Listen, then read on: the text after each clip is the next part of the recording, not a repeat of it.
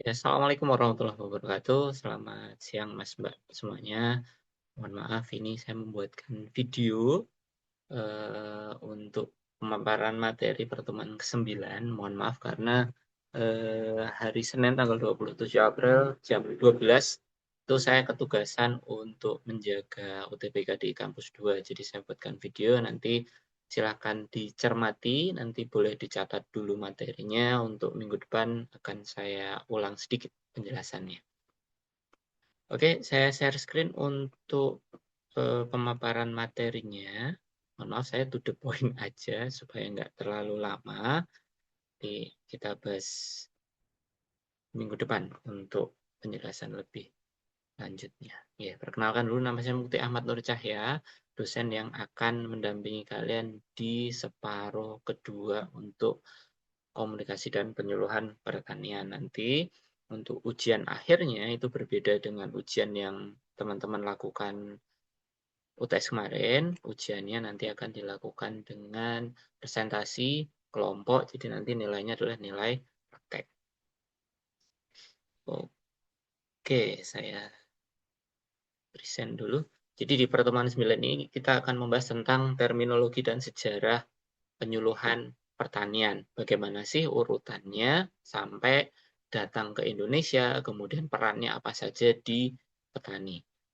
Jadi di separuh semester ini kita akan membahas lebih banyak tentang penyuluhan pertaniannya. Kemarin kita membahas komunikasinya, karena dua hal ini terkait.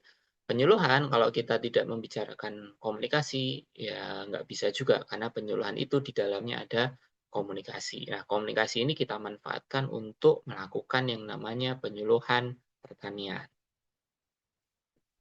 Oke, ini outline-nya, nanti ada sejarah penyuluhan pertanian di dunia dan di Indonesia, pengertiannya, perannya, kemudian kaitannya dengan teori komunikasi, dan perbedaannya penyuluhan dan komunikasi berdasarkan komponennya. Terakhir nanti sedikit ada tentang metode penyuluhan. Oke, jadi sejarahnya pertama kali kita membahas yang cukup populer saja, yang kita semuanya tahu, ada negara namanya Amerika Serikat, gitu.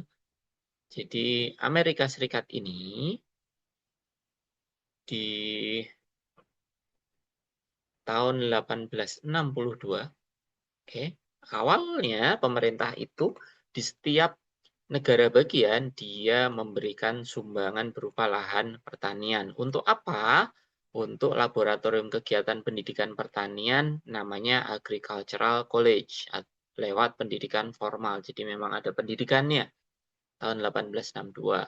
1887 di Amerika didirikan Agricultural Experiment Station, yang ini bekerja sama dengan Agricultural College untuk mengkaji pengembangan masalah pertanian yang semakin berkembang saat itu, termasuk kegiatan penelitian yang didukung oleh kegiatan pendidikan pertanian. Jadi mulai meningkat kebutuhan untuk mengembangkan pertaniannya.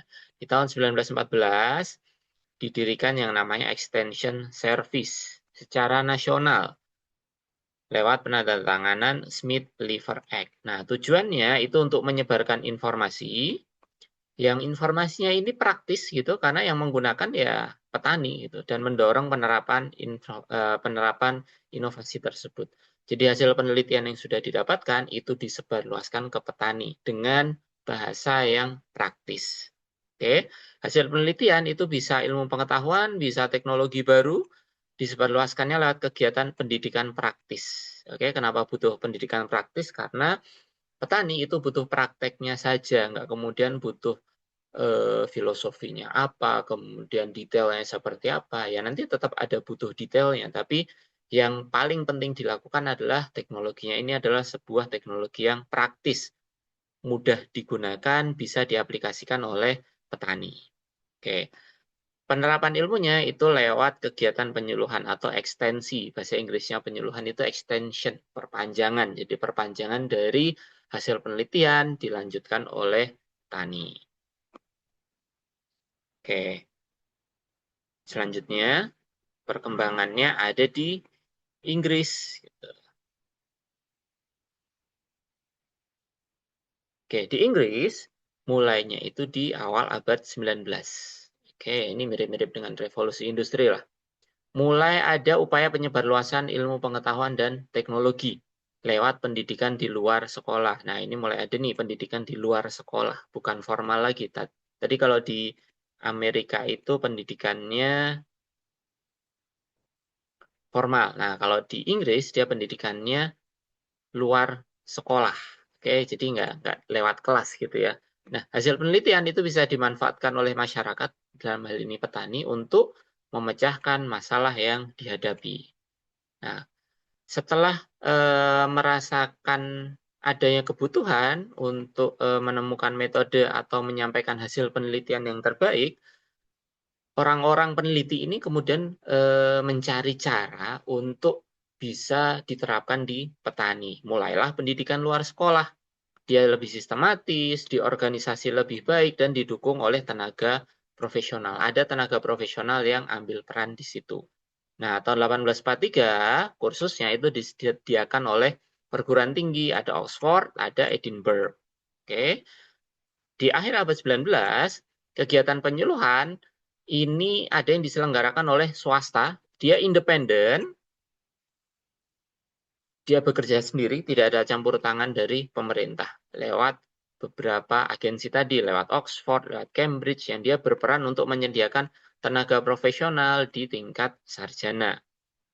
Nah, kemudian penyuluhan pertanian di Inggris semakin berkembang karena ada tekanan akibat Perang Dunia, sehingga masyarakat ini butuh hasil pertanian untuk memenuhi kebutuhan pangan secara mandiri. Jadi tidak tergantung dari yang impor lagi. Oke. Ini yang di Inggris. Kita lanjut di negara sebelahnya, itu ada Thailand. Nah, Thailand agak mirip dengan kita nih. Oke, di Thailand, menurut Departemen Pertanian yang disampaikan tahun 2001, jadi di Thailand sampai tahun 50-an, oke, pembangunan pertanian di Thailand itu kurang berkembang dibandingkan dengan sektor yang lain karena dia kebijakan penyuluhannya terpisah-pisah. Masing-masing dinas punya kebijakan penyuluhannya sendiri. Gitu. Jadi nanti dia tumpang tindih dengan program penyuluhan dengan dinas yang lain.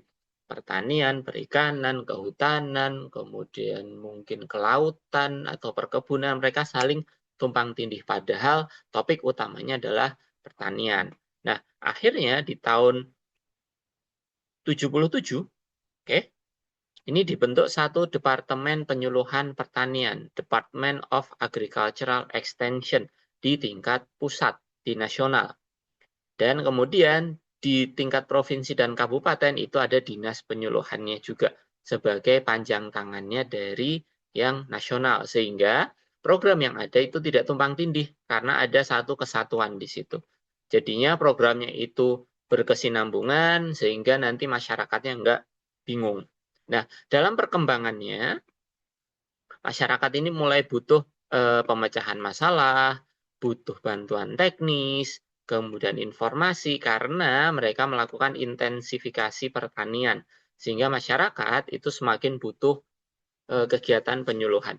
Akhirnya di tahun 77 akhir itu muncul pendekatan penyuluhan yang dianggap berhasil di Thailand. Namanya sistem latihan dan kunjungan atau LAKU. Ya di Thailand namanya bukan LAKU sih. Ini LAKU ini yang kita adopsi juga di Indonesia memakai yang namanya sistem LAKU. Jadi LAKU ini itu dilakukan dengan cara penyuluh itu hadir ke kelompok tani untuk kunjungan, untuk hadir dan kemudian melakukan kegiatan latihan di situ. Nah, sistem laku ini mendorong masyarakat untuk dia lebih aktif dalam kegiatan usaha taninya. Dia lebih sadar dan bertanggung jawab terhadap peningkatan usaha taninya, yang akhirnya meningkatkan kesejahteraan. Nah, ini urutan dari yang ada di dunia. Yang intinya, di masing-masing negara itu punya metodenya sendiri-sendiri. Oke, selanjutnya di Indonesia, Ini terbagi dalam beberapa periode. Ada sebelum kemerdekaan, masa kemerdekaan, kemudian Orde Baru, dan yang terkini, reformasi gitu. Sebelum kemerdekaan, tahun 1817 sampai 1945 sudah pasti ini dipegang oleh Belanda. Oke. Belanda yang ambil peran di sini karena ya Indonesia masih dalam penjajahan. Saat itu dilaksanakan tanam paksa, kultur stelsel gitu. Nah, karena Belanda ini pengen mendapatkan hasil yang terbaik, maka mau nggak mau Belanda ini melakukan penyuluhan untuk memastikan komoditasnya itu hasilnya bagus bisa dijual ke Eropa. Nah, ini berdampak pada pola pertanian masyarakat. Meskipun ada yang tanam paksa tadi, di dalam kegiatan tanamnya, tanam paksanya ini tetap diberikan informasi, kemudian diberikan inovasi, sehingga petaninya itu dipaksa untuk berbudidaya dengan cara dan input yang baik. Nah, abad 19, mulai masuk ke 1900-an nih, Belanda itu mendirikan lembaga pendidikan seperti Landbouw School atau sekolah pertanian untuk mendidik petani dan tenaga kerja pertanian sehingga lebih fokus untuk transfer pengetahuan teknis dan pengelolaan pertanian. Tapi tetap suasananya adalah suasana tanam paksa tadi yang dibawakan oleh Belanda. Kenapa kemudian Belanda melakukan penyuluhan? Ya secara gampang kita melihatnya sebagai Belanda ini investor yang dia bukan investor juga sih. Dia datang ke Indonesia, nyuruh masyarakat Indonesia nanam suatu komoditas, komoditasnya mau nggak mau harus dipastikan bagus supaya bisa balik ke Belanda dengan hasil yang baik juga. Tuh, nah, penyuluhannya dilakukan secara informal gitu, lewat tradisi sosial dan budaya yang kebanyakan orang Indonesia ya, mereka berbagi pengetahuan ketika saling bertemu. Mereka akan berbagi pengetahuan tentang teknik bertaninya. Masuk masa kemerdekaan, perkebunan, kemudian pengelolaan pertanian itu mulai diambil alih oleh negara. Gitu. Nah, tahun 54 itu muncul namanya Direktorat Pembinaan Penyuluhan. Lembaga ini dibuat untuk meningkatkan produktivitas pertanian dengan cara pendekatan pendidikan yang lebih formal. Kalau tadi hanya bertukar informasi saja, ini dibuat ada forumnya. Nah, selain itu, di masa kemerdekaan ini ada bantuan dari negara donor seperti Amerika, kemudian banyaknya Amerika sih. Mungkin ada beberapa negara Eropa juga yang kemudian masuk ke Indonesia. Di dalamnya itu mereka membawakan teknologi pertanian dan pelatihan bagi penyuluh. Di sini pertaniannya mulai ikut berkembang. Oke, masuk ke masa Orde Baru. Ini kebijakannya cukup masif saat itu, yang salah satunya kita kenal adalah revolusi hijau tahun 70-an. Nah, di masa itu, di masa ini tahun 66 sampai 98, pemerintah itu mengenalkan program besar untuk pertanian namanya P4. Pemberdayaan petani, penyuluhan, pengembangan infrastruktur, dan pembinaan. Tujuannya untuk meningkatkan kesejahteraan petani. Gitu. Tapi di dalamnya ketika mencanangkan revolusi hijau, nah ini yang jadi salah satu titik balik pertanian di Indonesia. Saat itu memang efek dari revolusi hijau adalah kita bisa swasembada beras. Kita produksinya mencukupi, berlebihan sampai kita bisa mengekspor ke India. Nah, tapi yang dicanangkan saat itu adalah penggunaan pupuk kimia, penggunaan pestisida, penggunaan benih unggul untuk meningkatkan hasil pertanian. Nanti kalau kalian baca-baca tentang sejarah revolusi hijau, di situ ada shifting atau perubahan dari hama utama di tanaman padi. Seingat saya yang dulunya itu hama padinya itu pengerek batang, itu berubah jadi hama wereng, hama utamanya di padi. Sampai sekarang masih wereng. Wereng, tikus, dan lain sebagainya. Pengerek batang sudah bisa dikendalikan, wereng ini yang jadi PR di beberapa lokasi. Nah, di masa yang saat ini, tahun 98 sampai sekarang, kewenangan penyuluhan pertanian, kewenangannya itu diserahkan ke pemerintah daerah. Terjadi yang namanya desentralisasi. Jadi, bisa jadi di satu daerah itu nggak ada aktivitas pertaniannya, kemudian disesuaikan untuk kebutuhan dinas yang ada di daerahnya. Jadi daerah itu bebas untuk merancang dan mengimplementasikan program penyuluhan sesuai dengan kebutuhan lokalnya. Teknologi yang digunakan ini sudah mulai menggunakan teknologi informasi, bisa menggunakan internet, pakai aplikasi mobile yang kemudian digunakan untuk mendukung kegiatan penyuluhan pertanian. Jadi penyuluhannya nggak hanya menggunakan laku lagi, tadi latihan dan kunjungan, tapi sudah menggunakan teknologi komunikasi yang lebih canggih lagi. Nah, fokusnya itu mulai beralih ke ketahanan pangan dan keberlanjutan pertanian. Karena kita lihat sendiri lahannya sudah semakin habis, mau nggak mau kita harus bisa meningkatkan produksi dengan lebih nyata lagi untuk ketahanan pangan kita. Nah, program pelatihan bagi penyuluh ini semakin diperkuat juga. Banyak pihak yang terlibat di sini, ada universitas, ada lembaga riset yang fungsinya untuk mengendalikan kualitas dan kompetensi dari penyuluh, sehingga informasi yang diberikan itu lebih akurat dan relevan. Nah, itu tadi sejarah dari dunia sampai masuk ke Indonesia gitu. Nah, definisinya sendiri ada macam-macam. Oke, penyuluhan pertanian ini banyak yang mendefinisikan pengertiannya. Yang pertama, ada Van den Ban dan Hawkins, ini dari Belanda. Penyuluhan itu proses yang ada keterlibatan seseorang untuk melakukan komunikasi informasi secara sadar dengan tujuan membantu sesamanya, memberikan pendapat sehingga bisa membuat keputusan yang benar. Van den Ban ini menekankan pada keterlibatan untuk berkomunikasi mengenai inovasi di situ, sehingga secara sadar mereka akan membantu orang lain untuk membuat keputusan yang benar. Kalau menurut Valera, gitu, Martinez dan Plopino, nah ini salah satu yang jadi pegangan saya ketika saya kuliah dulu. Jadi penyuluhan pertanian ini adalah proses pendidikan non formal di luar kelas. Tujuannya untuk membantu petani agar dapat meningkatkan pengetahuan, keterampilan, dan sikap. Ini 3 hal yang harus ada dalam kegiatan penyuluhan pertanian. Tujuannya mampu mengambil keputusan secara mandiri dalam usaha pertanian dan kehidupan mereka. Jadi pendidikan non formal untuk meningkatkan pengetahuan, keterampilan, dan sikap untuk bisa mengambil keputusan secara mandiri di usaha yang mereka miliki. Kalau menurut Slamet, nah ini menurut tokoh-tokohnya dulu, penyuluhan itu proses mengubah perilaku masyarakat supaya mereka tahu, mereka mau, dan mereka mampu melakukan perubahan untuk meningkatkan produksi, pendapatan, dan keuntungan. Ada motif ekonominya di sini. Jadi penyuluhan itu nggak hanya sekedar meningkatkan pengetahuannya petani saja, tapi endingnya kita pengen ada peningkatan kesejahteraan petani. Nah, ini undang-undang yang disampaikan oleh pemerintah. Kita juga punya undang-undang tentang penyuluhan, nomor 16 tahun 2006. Jadi penyuluhan pertanian, perikanan, kehutanan memang disebutkan 3 hal ini. Yang kemudian disebut dengan penyuluhan adalah proses pembelajaran bagi pelaku utama atau petani, serta pelaku usaha, orang yang masih berhubungan dengan petani juga, supaya mereka mau dan mampu menolong dan mengorganisasikan diri mereka dalam mengakses pasar, teknologi, permodalan, dan informasi. Jadi ada dorongan untuk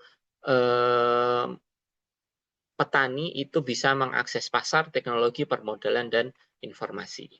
Nah, ini definisi penyuluhan pertanian yang bisa kita kerucutkan, bisa kita sarikan. Penyuluhan pertanian adalah proses pendidikan non formal. Ini kata kunci pertamanya. Pendidikan non formal artinya di luar kelas. Untuk siapa? Untuk orang dewasa. Nanti akan ada pembahasannya sendiri nanti ini. Untuk orang dewasa, siapa dia? Dia adalah petani. Sehingga dari pendidikan non formal tadi terjadi perubahan perilaku petani. Oke, yang terdiri dari pengetahuan, kemampuan, dan kemauan. Kemampuan ini adalah keterampilan, kemauan ini adalah sikap. Agar menjadi lebih baik supaya punya kesejahteraan hidup yang berkelanjutan. Ada pendidikan non formal mengubah pengetahuan, keterampilan, dan sikap untuk mencapai kesejahteraan secara berkelanjutan. Nah, tujuan dari penyuluhan itu tidak hanya sekedar memberikan informasi, tapi juga merubah perilaku penerima. Justru yang utama adalah mengubah perilaku penerima. proses mengubahnya ini diawali dengan perubahan pengetahuan, sikap, dan keterampilan yang ada di petani.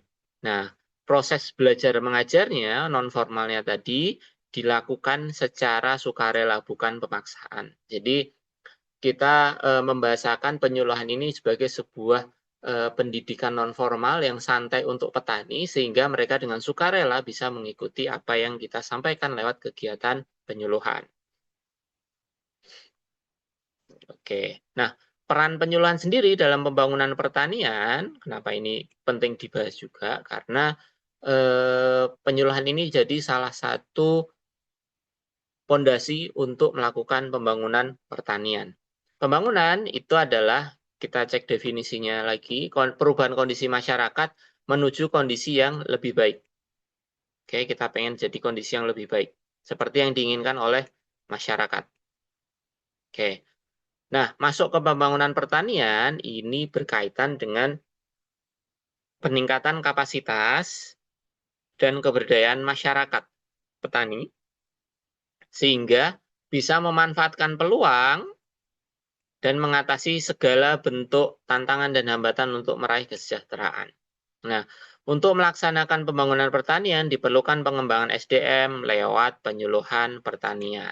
Oke, karena tadi kita berbicara tentang pembangunan pertanian, mau nggak mau ada sumber daya manusia petani yang harus kita kembangkan lewat penyuluhan. Oke, ya jadi perannya penyuluhan ini sebagai tonggak utamanya untuk pembangunan pertanian, karena penyuluhan ini hadir dengan informasi, teknologi, inovasi yang akan diterapkan oleh petani. Oke, peran penyuluhan dalam pembangunan pertanian artinya fungsi penting dijalankan oleh kegiatan penyuluhan untuk mendorong kemajuan sektor pertanian lewat pengembangan SDM. Pembangunan pertanian enggak secara fisiknya, tapi secara aspek SDM-nya itu yang dikembangkan lewat penyuluhan. Jadi kalau sudah ada teknologinya tapi orangnya belum siap, ya sama aja pembangunan pertaniannya tidak bisa terlaksana dengan baik. Nah, penyuluhan itu berfungsi untuk menyiapkan SDM-nya supaya mereka siap untuk menggunakan teknologi yang ada. Oke, selanjutnya ini lebih detail lagi, peran penyuluhan dalam pembangunan pertanian. Ini yang pertama menurut Bu Beis tahun 94. Ada 4 peran penyuluhan dalam pembangunan. Oke, yang pertama sebagai katalis. Katalis kan dia sebagai apa ya? Dia mempercepat reaksi gitu kan. Nah, katalis ini akan mendorong petani untuk memunculkan perasaan ketidakpuasan di lingkungannya tentang pembangunan yang sudah ada. Karena dengan adanya kita panas-panasi tadi, dengan ada perasaan yang tidak puas tadi, masyarakat akan selalu haus dengan program pembangunan. Mereka butuh ini, mereka butuh itu, mereka butuh pengetahuan yang baru, mereka butuh keterampilan yang baru. Itulah peran dari penyuluhan di sini untuk mendorong masyarakat atau petani khususnya dengan perasaan ketidaktahuan mereka. Nah, penyuluhan juga berperan sebagai penemu solusi. Penyuluhan hadir sebagai pemberi solusi terhadap masalah yang ada di pembangunan pertanian tadi, menyebarluaskan gagasan pembangunan supaya nanti operasional pembangunannya itu bisa berjalan dengan lancar. Secara umum, perannya juga sebagai pendamping, dia akan mendampingi petani supaya penerapan inovasinya itu bisa berjalan dengan baik. Nah, salah satu hal yang penting juga perannya adalah sebagai perantara. Jadi penyuluh ini atau kegiatan penyuluhan ini sebagai jembatan antara pembuat kebijakan, stakeholder atau pemerintah dengan khalayak sasaran pembangunannya atau dengan petani. Jadi ada dua kepentingan yang berbeda, yang satu pengen programnya berjalan, yang satu pengen dapat atau butuh bantuan untuk kegiatan di lapangannya, ketemulah lewat penyuluh pertanian, lewat kegiatan penyuluhan. Jadi penyuluhan itu berperan sebagai perantara juga. Oke, ini menurut Hubeis tahun 94. Nah, menurut Patmo Wiharjo, perannya itu ada lebih banyak lagi. Oke, menurut Patmo Wiharjo, yang pertama perannya adalah untuk membantu menganalisis situasi, sehingga nanti kita bisa memperkirakan kondisi ke depan itu akan seperti apa. Oke, menganalisis situasi. Yang kedua, perannya untuk menyadarkan petani terhadap timbulnya masalah dari hasil analisis yang sudah dilakukan sebelumnya. Diajari untuk menganalisis, disadarkan juga tentang ini ke depan akan ada prediksi masalah yang seperti apa, supaya petani itu bisa mengantisipasi.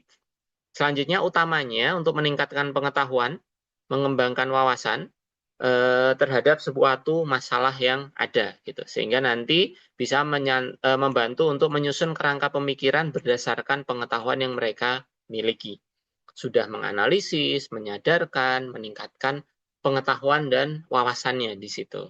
Oke, selanjutnya membantu petani untuk memperoleh pengetahuan khusus kaitannya dengan pemecahan masalah, ditambahkan pengetahuan lagi di situ, kemudian membantu petani untuk memutus pilihan yang tepat, membantu ya, bukan memilihkan keputusan yang mana, karena kita pengen keputusan itu tetap diambil oleh petani, bukan dipilihkan oleh penyuluh. Oke, kemudian membantu menggalang dana swadaya untuk membiayai kegiatannya, jadi bukan dilepas begitu saja, tapi dicarikan bantuan dana. Kemudian membantu petani untuk monef, ini tetap harus dilakukan supaya programnya bisa terkalkulasi dengan baik, nggak asal bikin program begitu aja. Kemudian membantu petani supaya terjadi pertukaran pengalaman dan informasi. Karena dengan adanya pertukaran pengalaman, petani ini bisa belajar dari petani yang lainnya juga. Oke, kalau ini menurut beberapa ahli, gitu. Menurut Van den Ban, menurut Rogers, menurut Valera, dan menurut Suhardianto. Oke, yang pertama dulu menurut Van den Ban dan Hawkins. Peran penyuluh dalam pembangunan pertanian, perannya adalah untuk meningkatkan pengetahuan, keterampilan, dan sikap untuk adopsi inovasi atau menerapkan inovasi yang disampaikan ke petani. Sehingga produktivitasnya itu bisa meningkat. Ini menurut Van den Ban dan Hawkins. Kalau menurut Rogers, dia penulis buku tentang adopsi inovasi. Jadi peran penyuluhan itu sebagai agen perubahan sosial. Oke, fungsinya untuk mempercepat difusi inovasi yang nantinya mereka akan menerapkan teknologi yang dikenalkan sehingga adopsi dari teknologi baru ini bisa berjalan dengan baik. Kalau menurut Valera, perannya untuk membentuk kemandirian dan memberdayakan petani, sehingga muncul partisipasi dalam pembangunan pertanian. Kalau menurut Suhardianto, perannya itu sebagai pendukung utama pertanian berkelanjutan dan menjadi jembatan antara inovasi teknologi dengan penerapannya di lapangan. Penyuluh ini nanti berperan sebagai jembatan untuk menjelaskan inovasi teknologi yang baru, juga untuk memastikan penggunaan inovasinya itu sesuai dengan peruntukannya. Oke, kaitannya dengan komunikasi, kita lanjutkan. Secara umum, penyuluhan adalah proses komunikasi itu sendiri, cuman beda, nggak ada beda juga sih. Di situ ada komunikator, ada komunikan juga, sama persis gitu. Di penyuluhan pertanian, penyuluh itu yang bertindak sebagai komunikator. Komunikatornya penyuluh. Petani itu sebagai komunikan atau penerima pesan. Nah, komunikasi yang berlangsung ini menggunakan skema yang dua arah, saling bergantian. Mereka akan saling bertukar informasi di situ. Perbedaannya dengan komunikasi secara umum berada di tujuan komunikasinya. Kalau komunikasi secara umum, kalau tujuan komunikasi itu sifatnya umum, tapi kalau tujuan penyuluhan sifatnya khusus. Karena di penyuluhan itu kita ingin meningkatkan pengetahuan, sikap, dan keterampilan dari petani. Tujuan komunikasi tercapai kalau ada kesamaan makna. Tujuan penyuluhan tercapai kalau ada peningkatan pengetahuan, keterampilan, dan sikap dari petani. Tuh. Nah, cuman di kegiatan penyuluhan pertanian ini perlu yang namanya perencanaan terlebih dahulu. Dia nggak bisa asal jalan begitu saja. Jadi dalam prosesnya kita pengen membantu petani untuk mencapai tujuannya dengan cara memperbaiki teknis budidayanya, dikenalkan dengan teknologi baru, dikenalkan dengan aspek pemerintahan supaya mereka bisa mengakses bantuan misalnya, sehingga nanti petani itu bisa mencapai kesejahteraan yang mereka inginkan. Nah, peran komunikasi ini sangat besar di dalam penyuluhan karena akan mempengaruhi proses perencanaan sampai pelaksanaan dan evaluasinya. Oke, komunikasi penyuluhan sendiri, proses penyampaian informasi kepada khalayak terkait atau petani secara terencana, terpadu, dan berkelanjutan dalam rangka mengubah sikap, pendapat, dan perilaku dari petani. Oke, tujuan komunikasi dalam penyuluhan pasti ada tujuannya. Yang pertama untuk informatif, memberikan informasi atau berita. Karena kita mengabarkan sesuatu ke petani. Bisa juga digunakan sebagai persuasif untuk membujuk petani. Diajari untuk, ini loh, pakai pupuk organik aja dengan alasan bahan bakunya mudah didapat, kemudian lebih sehat untuk lingkungan juga. Kemudian untuk memotivasi, untuk membangkitkan semangat dari petani, lalu memunculkan sifat partisipatif untuk mengajak petani secara aktif dalam kegiatan, dan untuk hiburan juga, ada entertainment-nya juga. Tujuan komunikasi dalam penyuluhan. Entertainment ini diberikan supaya petani ini nggak merasa jenuh dengan pelatihan yang dilakukan oleh penyuluh. Nah, ini perbedaan penyuluhan dan komunikasi berdasarkan komponennya. Sumbernya, ini kalau penyuluhan itu sumbernya adalah penyuluh atau agen pembaharu. Komunikasi, sumbernya adalah komunikator, bisa siapa saja, bebas. Pesannya, khusus penyuluhan adalah materi penyuluhan atau inovasi yang sesuai dengan kebutuhan atau sasaran, sesuai dengan kebutuhan dari petani. Kalau komunikasi ya dia hanya ingin berbagi informasi aja kepada dari komunikator ke komunikan. Jadi pesannya masih secara umum. Salurannya kalau penyuluhan ini lewat metode dan teknik dengan media yang relevan dan sesuai dengan tujuan dan sasaran. Kalau komunikasi, salurannya bisa menggunakan verbal, bisa menggunakan non-verbal, bisa medianya tertulis, tatap muka, dan media massa. Gitu. Jadi lebih umum. Kalau yang penyuluhan ya lewat metode dan teknik penyuluhan. Penerimanya sudah pasti, penyuluhan ini penerimanya adalah petani dan keluarganya. Kalau komunikasi secara umum ya orang, kelompok, atau mungkin sekelompok massa di situ. Efeknya, efek yang terjadi dalam kegiatan penyuluhan, ini menyangkut perubahan perilaku tadi, ada pengetahuan, keterampilan, dan sikap, serta perubahan kepribadian dari petani, makin mandiri, makin tangguh, bisa bekerja sama, dan bisa menempatkan diri di posisi tawar yang kuat. Kalau komunikasi, ini pengen mengubah pada aspek kognitif, afektif, behavioral, dan sosial yang mempengaruhi antar individu atau kelompok. Jadi, perbedaannya secara spesifik, penyuluhan ini adalah sebuah proses komunikasi juga, tapi sumbernya penyuluh, penerimanya petani, pesannya tentang aspek pertanian, salurannya lewat metode dan teknik penyuluhan. Jelas berbeda dengan komunikasi yang dia membicarakan secara umum. Nah, metode penyuluhan adalah cara yang digunakan oleh penyuluh untuk menyampaikan informasi kepada petani. Metodenya macam-macam. Bisa latihan dan kunjungan, bisa lewat praktek langsung, bisa lewat sekolah lapang, ada macam-macam metodenya. Tujuannya adalah supaya pesan penyuluhan itu bisa dapat diterima, dipahami, dan diterapkan oleh petani dengan mudah. Makanya dipilih metode yang paling dekat dengan petani. Oke, ada beberapa metode, bisa berdasarkan teknik komunikasinya, bisa penyuluhan langsung maupun tidak langsung.